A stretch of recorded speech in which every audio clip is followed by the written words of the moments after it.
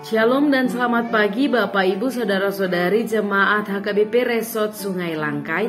Sebelum kita memulai renungan pagi ini, kita bersatu dalam doa. Damai sejahtera Allah yang melampaui segala akal, itulah kiranya menyertai hati dan pikiran saudara-saudari dalam Kristus Yesus Tuhan kita. Amin.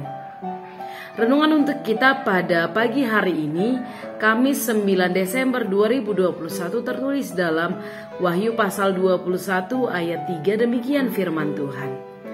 Lalu aku mendengar suara yang nyaring dari tahta itu berkata, "Lihatlah, kemah Allah ada di tengah-tengah manusia, dan ia akan diam bersama-sama dengan mereka. Mereka akan menjadi umatnya, dan ia akan menjadi Allah mereka." Kitab Wahyu dituliskan oleh Yohanes ketika dia ditahan di Pulau Patmos sendirian oleh pemerintah Roma yang tidak menyukai keberadaannya dalam menyebarkan berita mengenai Yesus Kristus. Wahyu pasal 21 dan 22 adalah bagian yang menggambarkan tentang surga sebagai tempat yang luar biasa. Digambarkan temboknya terbuat dari permata, kotanya terbuat dari emas, dasar temboknya terbuat dari permata, serta gerbangnya terbuat dari permata.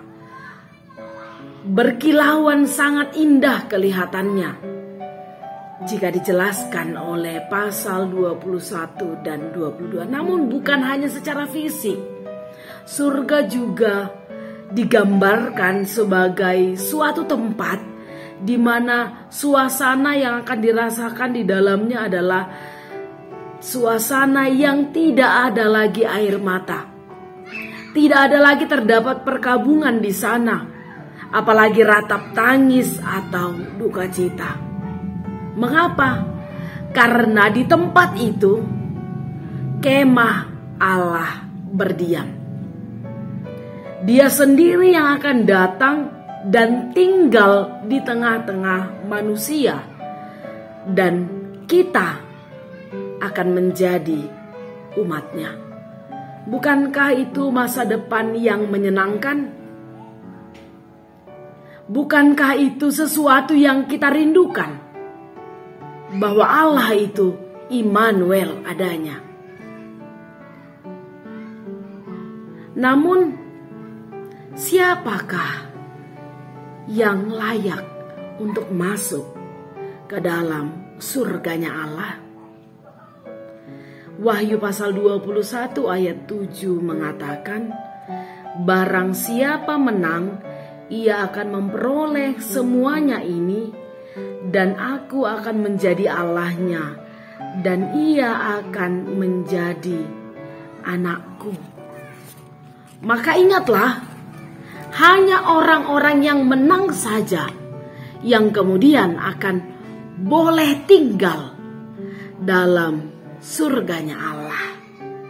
Maka jika saat ini pencobaan-pencobaanmu terasa begitu berat, hidupmu penuh dengan tantangan, berjuanglah.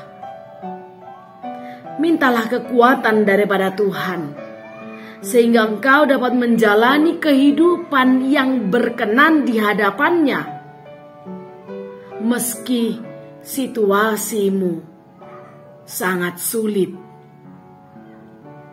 Dan percayalah, semuanya ini akan berlalu, tetapi karunia Allah tidak akan pernah berlalu dari hidup kita. Kelak, jika engkau didapati tetap setia, maka engkau akan diperkenankan menikmati indahnya Yerusalem baru bersama dengan Kristus. Amin. Kita berdoa.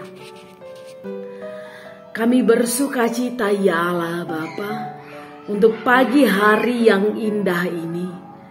Engkau telah membangunkan kami dan memberikan satu hari baru. Ya Tuhan, saat ini kami mau berdoa, biarlah Tuhan yang memimpin kami. dalam menjalani setiap hari-hari kami, sehingga kami berkenan di hadapan Tuhan, sehingga kami tetap setia di dalam suka dan duka, dan kami layak untuk menjadi anak-anak Allah dan menjadi penghuni Yerusalem yang baru pada akhirnya.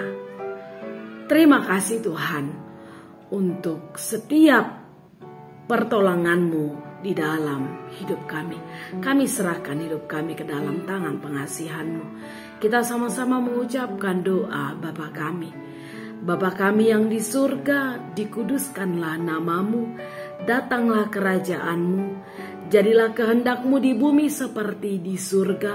Berikanlah kami pada hari ini makanan kami yang secukupnya, dan ampunilah kami akan kesalahan kami, seperti kami juga telah mengampuni orang yang bersalah kepada kami.